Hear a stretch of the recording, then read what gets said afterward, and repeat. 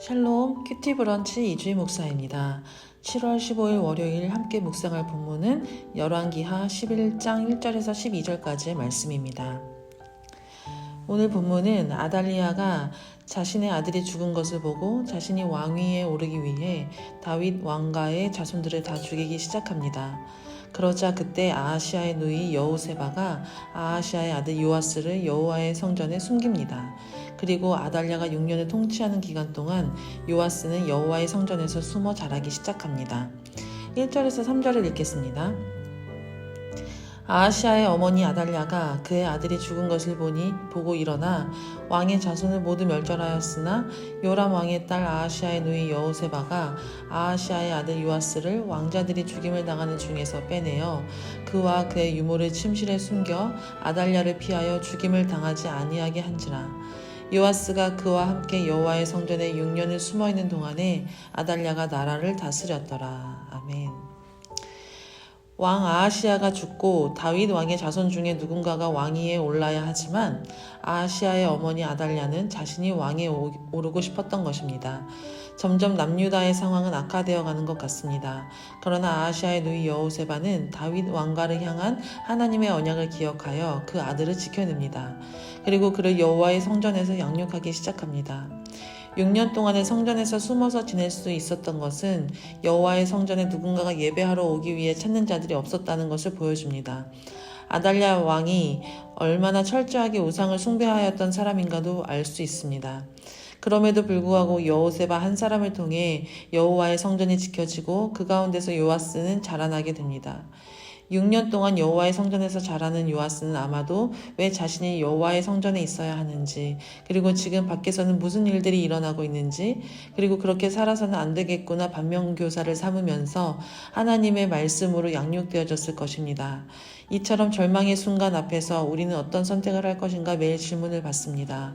하나님께서는 이렇게 하나님의 약속을 기억하고 용기 있게 그 일을 감당하려는 자들을 통해 하나님의 언약을 신실하게 이루어 가십니다. 하나님께서 하신 말씀은 반드시 이루어진다는 사실을 기대하며 어려운 순간에서도 말씀을 선택하고 그에 합당한 행동을 선택한 여호세바의 모습에서 도전을 받습니다. 우리 역시도 하나님께서 하신 약속과 전혀 다른 방향으로 인생의 흐름이 진행되는 것 같지만 그럼에도 불구하고 하나님의 약속의 말씀을 붙들고 그 말씀 따라 합당한 우리의 믿음의 행동이 있게 되어지기를 축복합니다. 아달랴가 통치한 지 7년이 되는 해에 제사장 여호야다는 하나님의 언약의 말씀을 따라 요아스를 왕으로 즉위시키기 위해 여호와의 성전 안으로 들어가서 즉위식을 준비합니다.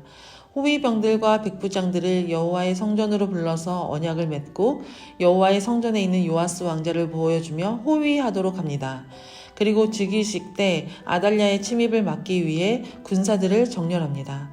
그리고 제사장 여호야다는 다윗 왕의 창과 방패를 백부장들에게 주며 요아스 왕을 호위하게 합니다. 10절에서 12절을 읽겠습니다.